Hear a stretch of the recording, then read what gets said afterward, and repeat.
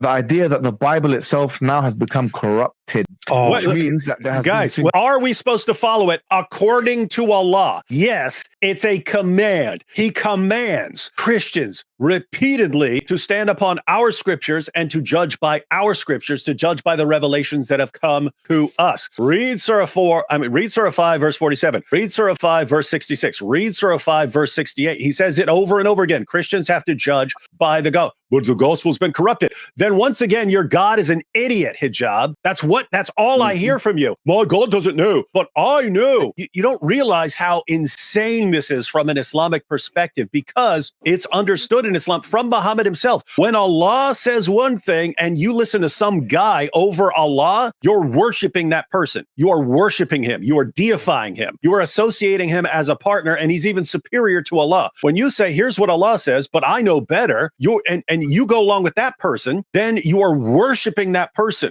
And yet you have all of these dawah fans. Allah can say over and over again, Christians have the gospel, Christians have to judge by the gospel. No one can change Allah's words. And then Hijab could come, Allah's words were corrupted over and over again. And that's why you never judge by the Bible. You don't do that. And they'll go with Hijab and not with Allah. What is happening? They have idolized this man. They now worship him. They have associated him, Muhammad Hijab, as a partner with Allah. Everyone who listens to him is now worshiping him. And this is not according to me. This is according to Muhammad. And people, and they just don't care. They just do not care. It's going to get worse. He's going to, again, lie about what scholars have said here. Have been taken out of it, which is why you have contradictory versions of the Bible. We have the New International Version, the King James Version, the Revised Standard Version. All of them have contradictory information. They're not all the same because they depend on different manuscripts. That doesn't make any, that's just wrong. They're translations of manuscripts. They don't have contradictory information. Like, what do you, to me, make sense? And you can refer to the works of the Yusuf Ali translation, the Sahih International translation. They have all of contradictions. Oh, you see? Here's something I want to get to, though. He's going to bring up the work of Bruce Metzger, who wrote a book on the corruption of the Bible. He was a Christian himself. So it's not actually controversial in the 21st century to state that the Bible, both the Old and New Testaments, have been corrupted thoroughly, ravaged with corruption. Thoroughly. What an idiot. This dude is a lying, compulsive lying idiot. Muslims believe, because the Quran makes it quite clear, that up until Muhammad arrived and brought the Quran and then told people, accept Islam now or else. Muslims believe that up until that point, the Jews and Christians were considered righteous and had nothing to fear and could have been admitted into heaven. Because that's what the Quran says. The Quran says in the beginnings, when it first talks about Jews and Christians, the Jews and Christians have nothing to fear. In the hereafter, Allah will give them their reward or what they expect, and so on. Muslim interpreters, Muslim scholars have always said this refers to those Jews and Christians until the arrival of Muhammad and the Quran and the instruction to convert to Islam.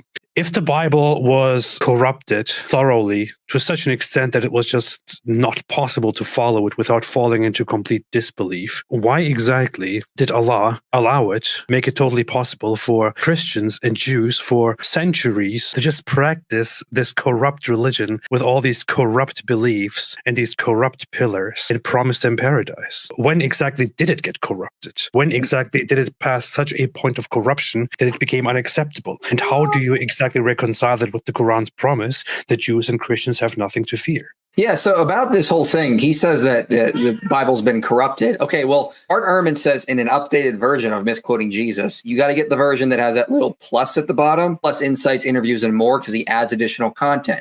And he says this in the book. He says, this is Bart Ehrman talking. He says, the position I argued for in Misquoting Jesus does not actually stand at odds with Professor Metzger's position that essential Christian beliefs are not affected by textual variants in the manuscript tradition of the New Testament. What he means by that, I think, is that even if one or two passages that are used to argue for a belief have different textual readings, there are still other passages that could be used to argue for the same belief. So this idea that Christianity has been thoroughly corrupted is not what Professor Mesker says. It's not what even every Muslim's favorite scholar, Bart Ehrman, said, that they said there's textual variants. Yeah, we agree there's textual variants, just like there are textual variants with the Quran, but they don't affect essential Christian beliefs. So Mohammed Hijab is exaggerating what is actually going on here. Yeah, you find textual variants in manuscripts, but that doesn't affect Christian doctrines. And he did the exact same thing. He appeals to this is known, Bruce Metzger. He said this, blah, blah, blah. Bruce Metzger believes that the New Testament is the best preserved book of the ancient world. Yeah.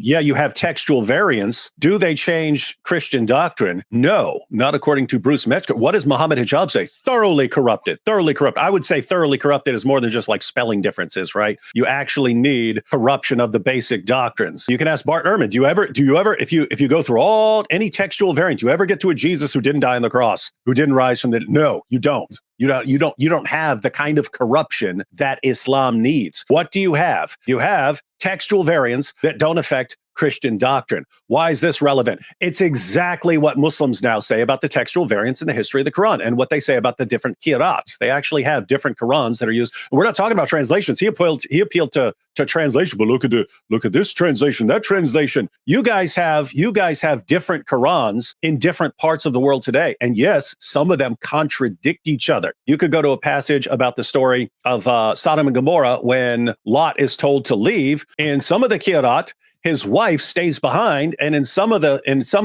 others, the wife goes out. The wife goes out with them and then turns around. And so you actually have contradiction. You end up with different practices based on some of them will give a singular, and some of them will be used with the plural. And so, guys, just think, if you're going to say Bruce Metzger says that the Bible's been corrupted, what does Bruce Metzger actually? He's talking about textual variants to say they don't affect Christian doctrine. Okay, so what you have to be saying is if there are textual variants and the book's been corrupted, great, you have textual variants in the Quran. Therefore, it's been corrupted, and it's been thoroughly corrupted, according to Mohammed Hijab, since the title of this is Mohammed Hijab Debunks Islam. If you're saying that textual variants that don't affect a doctrine mean that the book has been thoroughly corrupted, that's what you believe, then we can say, according to Mohammed Hijab, since there are textual variants in the Quran, that the Quran has been thoroughly corrupted. And that's not just us. And we don't have to just say that based on the textual variants that we find in the manuscript tradition or the textual variants we find among the different qira'at that are used in different parts of the world today. Once you factor in entire chapters coming up missing, and this is in Sahih Muslim. Abu Musa says that Muslims forgot 2 entire chapters. They were just too lazy. He said, we hardened our hearts. We didn't recite them enough. So 2 entire chapters coming up missing. Large passages come up missing. Surah 33 was originally as long as Surah 2. So you're talking hundreds of verses. That's over 2/3 of the book is over 2/3 of Surah 33 is now missing. Why? Because the only people who had it memorized died in battle. The only people who memorized them, who had the missing verses memorized, they died in battle. You have verses being eaten by a sheep. Can you imagine if we had stories in early Christianity about, we wrote these things down, we wrote down this revelation from Jesus, but then a sheep came over and ate it.